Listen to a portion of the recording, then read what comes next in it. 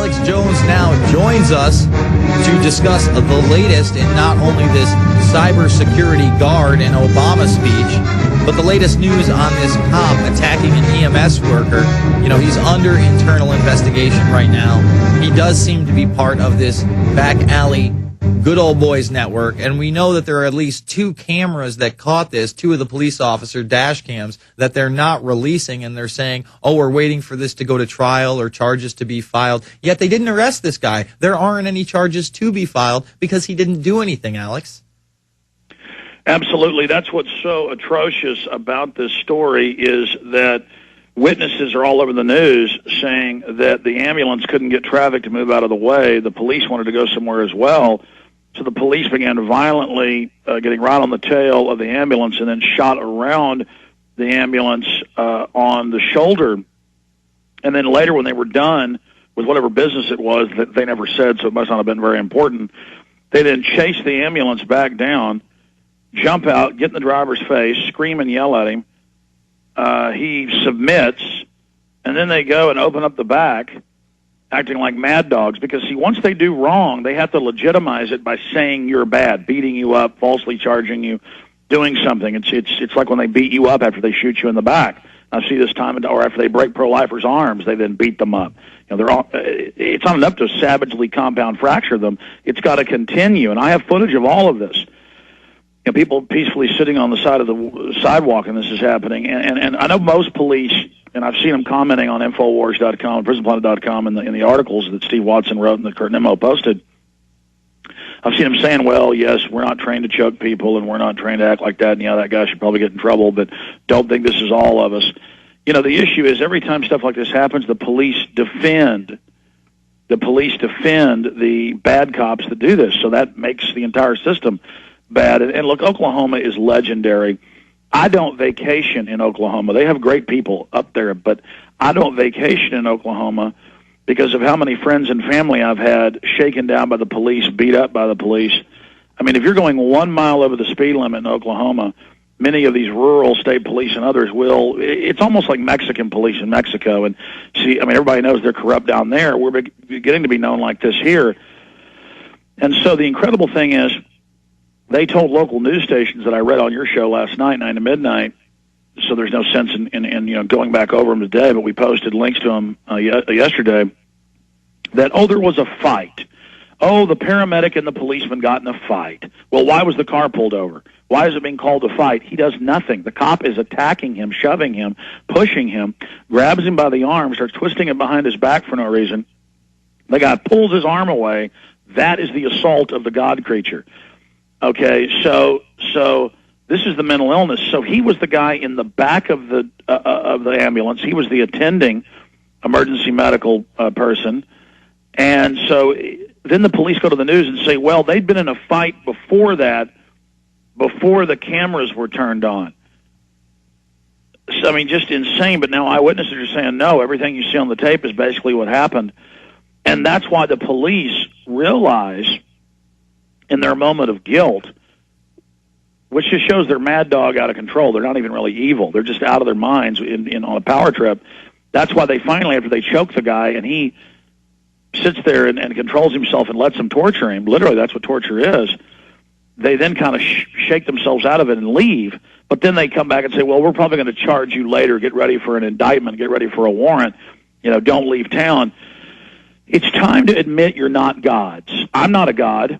I put my pants on one leg at a time. I make mistakes. I'm wrong. I've been young and hot-headed.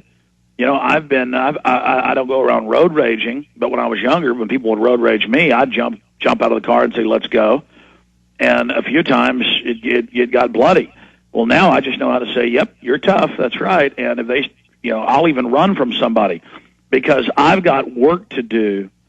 I'd love to jump out of the car and start kicking their teeth in because I'm a human being. I got red blood. It's actually fun at a certain level, at an animal level. But I have a wife and children to take care of. I have a mission to complete. And I will only open a can of whoop-ass if I have to protect myself or protect somebody else, and I'm 100% in the right.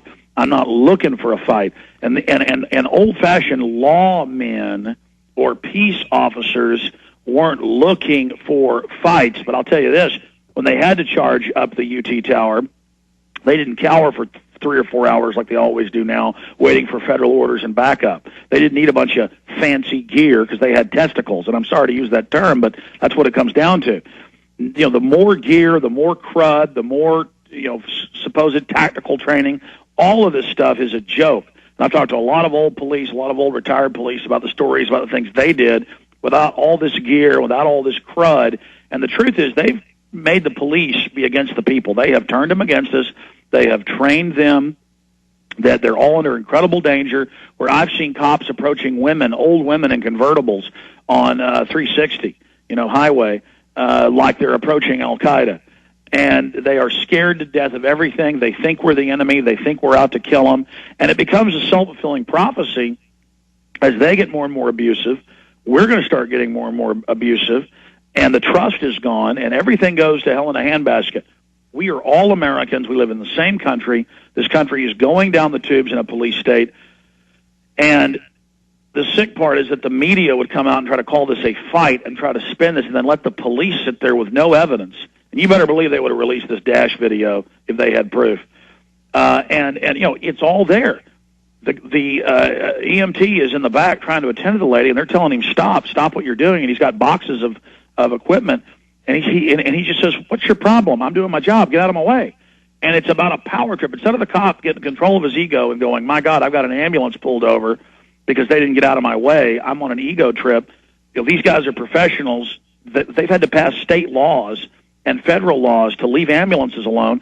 I've been reading the email and the comments. We've had scores of EMTs, probably more than 50, go, oh, yeah, cops were pulling us over in Denver. Cops were pulling us over in Dallas. Cops were pulling us over in New York and telling us we couldn't speed. And there's no even law saying that. Well, actually, they're crazy. They're crazy. Yeah, as revealed by Dave Jordan, the cop that was the main guy in this incident that now is being internally investigated also had pulled over an ambulance that contained a pregnant woman. So this is his MO. This isn't the first time he's even pulled over an ambulance, Alex. Yeah, he's obviously some kind of lunatic. And see, instead of in the past they would just kick lunatics out of the police force. Listen, I know a fellow, manager of a Home Depot. He's been on the show before. Nice, clean cut. No criminal record, paralyzed from the chest down. And the cop pulls him over and says, what is this? And he goes, these are my hand controls. And he said, get out of the car. And he said, officer, okay, my wife's got to get my wheelchair out of the back. And he said, you liar, there's nothing wrong with you. He said, I said, get out now. So the guy starts trying to get out. He grabs him out, beats him up. This guy tried to sue him. And the cop got promoted to a supervisor commander level in Austin. He's a huge roid head. And that's who they want. They go, oh, you beat up a guy who's paralyzed. You're the guy we want. You're the guy that'll follow orders. You're the guy. This is who they want. This is who they want. And look, people may think it's cool to beat up somebody who's paralyzed because they don't walk when you order them to. And the mental illness is you didn't learn to, be healed like Jesus healed you or something. You didn't, connect those nerves in your spine to your legs. And so, and their sick thing is he didn't follow my order. He didn't follow my order. I've got to escalate. They're trained to kill you if you don't move. And so that's why we're seeing every day I see an article about a paralyzed person, a retarded person, an autistic person beat up or killed by the police because there'll be some, 16-year-old retarded kid wandering around in Canada or England or the U.S. I see the story every few days. And the cops walk up and say, who are you? Some tattletale Nazi neighbor calls in saying there's a weird person, and they can't talk, and they go, boo, boo, boo. The cop goes, all right, pal, get on the ground. They don't do it. They taser him. The person gets up, scared, starts running. The cop draws down, guns him down.